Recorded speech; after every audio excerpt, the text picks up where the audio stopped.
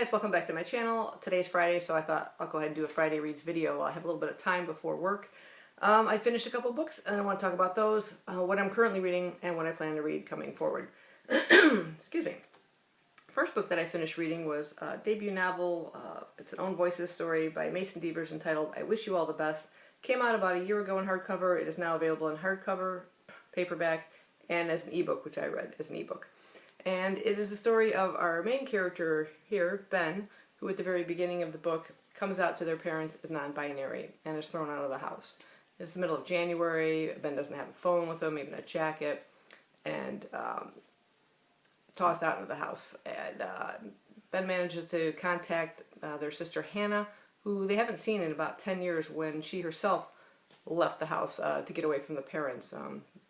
Effectively kind of abandoning Ben, who feels a little bit of resentment towards their sister because of that, maybe a little suppressed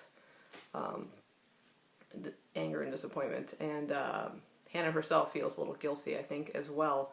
But it was just something she had to do. So Hannah and her husband Thomas come to collect Ben and bring them home to their house, and Ben has to kind of once again come out to them to explain why they were tossed out of their home.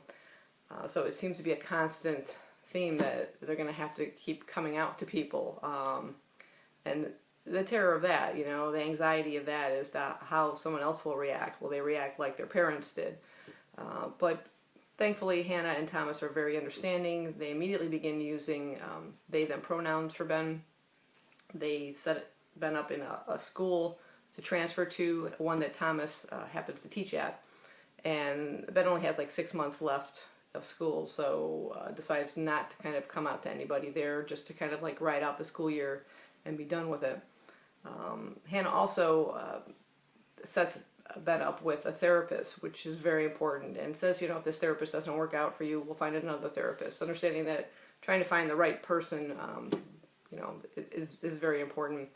And Ben's a little reluctant about it at first, but I think starts to see the benefits of it. A support system sort of building around them, and I think that's very important. Also, once Ben does get to school, meets this rather charismatic young boy named Nathan, who immediately kind of attaches himself to Ben and becomes quite a great friend, quite, like I said, a safe place for Ben to be around. And Ben doesn't still, though, feel ready to come out to anybody, but Nathan's always there as a safe zone, and a very strong relationship begins to kind of build between the two of them. And it's a wonderful novel where it's not one that's there to explain to you what non-binary means. It's you know, I saw an interview with Mason Devers on the quarantine pages, and it's also repeated on perpetual pages by the host Audrey.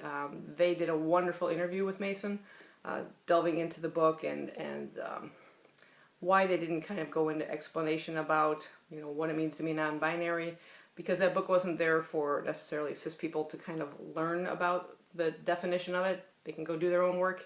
It was more to be there as a representation for people who identify as that and find themselves in a book, which is always very important to see yourself represented in a book. And I thought it was a fantastic book. The interview is fantastic as well. Go and check out their channel, Audrey, like I said, at Perpetual Pages, or also on Quarantine Pages. I'll try and put the links down below. Fantastic interview. I'm looking forward to the author's next book. Sounds really fascinating. They talk a little bit about that as well in the interview, so I'm going to check that out later on. The next book I finished reading was a graphic novel. It's middle grade, entitled New Kid by Jerry Craft. I just saw it come into work, and I immediately kind of was attracted to the illustration style in it. It reminds me very much of like Renee Telgemeier, her artwork. And yeah, it's about this young boy here named Jordan. Loves to draw. He's from kind of a poorer, rougher neighborhood called Washington Heights. Just wants to go to art school, but his mom is sort of heart set on sending him to this Riverdale Academy Day School, which is a very prestigious private school, rather expensive. It's going to take some financial aid to get him into the school. he's not too thrilled with the idea, but doesn't really have much of a choice. And the father himself is kind of concerned because there's not a lot of diversity in this school, which Jordan will come to find out he's one of the few persons of color in his own grade, and even within the staff on the school board. He'll come across a lot of kind of classism and racial stereotyping that goes on. There's a lot of misnaming of the black kids and stuff by not only some of the other students, but the teachers.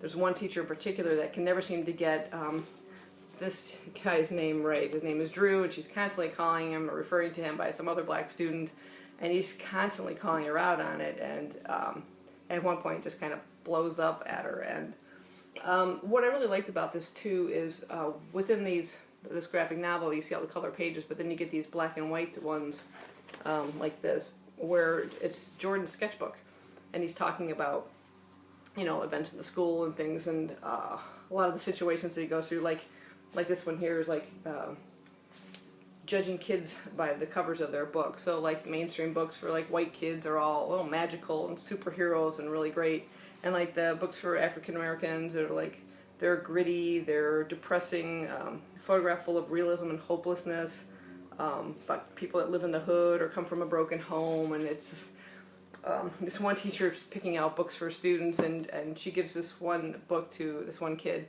saying, "Oh, I think you'll really like this. It's about, the typical situation of, living in the hood and a broken home and stuff." And he's like, "No, thank you. My father's he has a Fortune 500 company." She just like totally just assumes this thing, because he's black, so he must come from a poor area.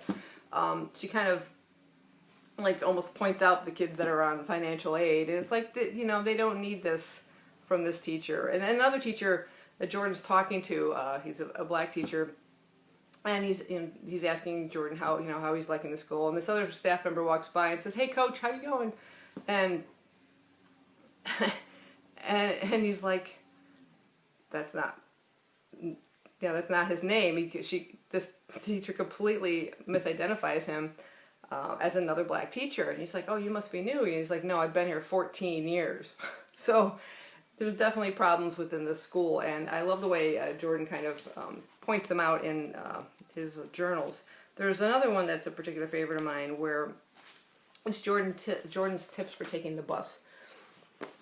And because he's coming from kind of a rougher area of Washington Heights, he has a different persona between the whole bus ride.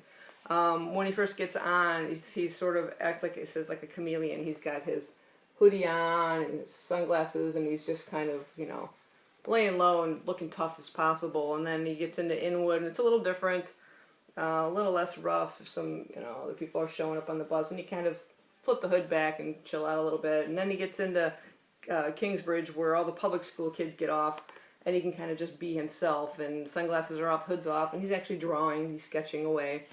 But then as he gets into Riverdale, now he's the odd one out.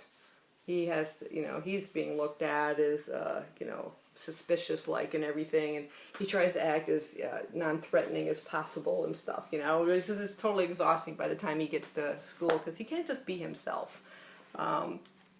But yeah, I thoroughly enjoyed it. I love the illustration style. I love his little excerpts in between the book and showing his thoughts and views on everything, and just really, really great graphic novel for middle grade students. Another middle grade book I picked up at the same time I saw this one is The Stars Beneath Our Feet by David Barclay Moore. And funny enough, this is sort of a gritty novel for kids, for black kids, about somebody who's kind of living in the hood. I think he's from Washington Heights. I do remember hearing that same village mentioned within this particular book. And it's about a kid named Lolly. It's a nickname. I think his real name is Wallace, who's kind of grieving over the loss of his brother Jermaine, an older brother who was shot outside of a nightclub, possibly due to gang-related activities and drugs, which he had kind of gotten into, kind of got on the wrong side. And Lolly's dealing with a lot of anger over that and kind of wanting to lash out at anybody and everybody. And so he goes to this sort of after-school program with his friend Vega, who's from the Dominican Republic, and there's various activities he can do to kind of keep busy. And there's Mr. Ali there, who's sort of like a counselor who's kind of helping him deal with everything he's going through right now, and it's sort of trying to channel his anger into something else, maybe something creative. And he loves Legos, which you see all over here. He used to build a lot of those kits that you have, and ended up kind of tearing them apart and starting to build things in the apartment. And his parents are divorced. His mom has kind of discovered that she's actually a lesbian, so she now has a partner. I don't think she's living there. Her name is Yvonne, and she works in a toy store and is like constantly bringing him more and more Legos. And now he's sort of moved his creation into the storeroom at the after school location and started building in there, and it was sort of like his little safe space, and he's rebuilding like his own little world. And now he's sort of encountered this young girl named Rose, who's big, huge. They call her Big Rose. That's sort of her nickname, and she doesn't talk. She just sort of popped in there one day and kind of saw what he was doing, where no one. It was sort of like kind of his own little secret space, safe space, whatever. And now she sort of just moved her way in and just sort of helped herself to Legos and started building. And there was a lot of tension at first, and now this sort of relationship is developing between the two, and he's kind of coming to understand a little bit more about her and why she's so quiet and acts the way she does. And I'm kind of enjoying the story, but I will say it is dragging a bit now, and it's kind of very slow moving. So I'm just kind of trying to finish my way through it and see what I think about it. But it's not bad. It's just not as engrossing as I had hoped it would be. Muriel Sparks' Memento Mori. I kind of came to a standstill. I haven't really picked it up in a while. I don't know why. You ever get a book where it's kind of like not pulling you along as much as you'd hoped, and then you set it down, you pick up something else, and then you're finding it hard to get back into the book? I'm kind of at that stage right now. I'll probably have to force myself to just kind of see if I can push my way back into it, but for now I've just kind of set it aside. I am continuing with, let me pull this picture up, the Goodreads read-along called the Chintu Summer Read-Along, hosted by Dee Dee from Brown Girl Reading. That is the book right there. It's a Uganda novel by Jennifer Makumbi, and we're about into the second week of the reading so far, and I am continuing to enjoy that. I'm reading that one as an ebook as well, so yeah, that's that. And I am also continuing with my audiobook of Shadow of the Wind by Carlos Ruiz Zafón. Like I said previously, I'd only read the physical copy of this. It's been about 15 years since I originally picked it up, and I remember falling in love with it, thinking it was fantastic, and spreading it around to everybody I worked with who also enjoyed it. And then I had gotten the audiobook on CD some time ago and tried listening to it, and I just couldn't get into it for some reason. I think it's the annoying music that pops up every once in a while to kind of bring a little atmosphere or something to a specific scene. It's not constantly all the way through, but you know, when it does come up, I'm like, oh, there's the damn music again. I can't stand it. But I ended up downloading it from audible.com because I don't have a CD player in my car. Go figure.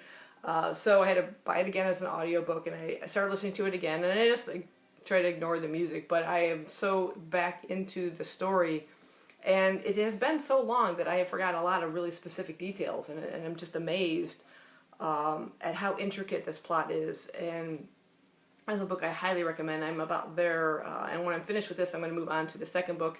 It's sort of like a 4-part kind of a series. I mean, you can kind of read the books individually, but they are sort of tied together. And I've only read the 2 of them, and I know there's a total of 4, and I want to now read all of them, especially since he had just passed away, and I want to revisit all this. So that's what I'm currently listening to. And then going forward, the next physical book I plan on picking up is one I just came across, and I was just like, well, how timely. This is called Pandemic by Daniel Calla. I'm just going to go ahead and read the back to you. It just says, Dr. Noah Haldane knows that humanity is overdue for a new killer flu, like the great influenza pandemic of 1919 that killed over 20 million people in less than 4 months. So when a mysterious new strain of flu reported in China, he expects trouble. He soon discovers that the new disease, acute respiratory collapse syndrome, is far more deadly than SARS, killing 1 in 4 victims regardless of their youth or health. But even as Noah and his colleagues struggle to contain the outbreak, ARCS, as it's known, ARCS, is already spreading to Hong Kong, London, and even America. At an age when everyone in the world is connected by 3 or 4 commercial flights, a killer bug can travel much faster than the flu of 1919. And then the tagline here is, especially when someone is spreading the virus on purpose. So, sounds fantastic. I don't know why they said the pandemic in 1919. I thought it was 1918. But anyway, kind of interesting, starts. All these things seem always to start in China. When you find books, there was another one by Dean Koontz, who I think is, I have something, but it's very eerily similar to the events taking place currently, and I think even the location of where the outbreak started is mentioned in that book. So that was really weird too. So when I came across another one that I hadn't seen before, I thought I would go ahead and pick it up and give it a try. So anyway, I think that is everything I am currently reading or plan on reading. What are you reading? Let me know down below, and I'll see you guys next time. Bye-bye.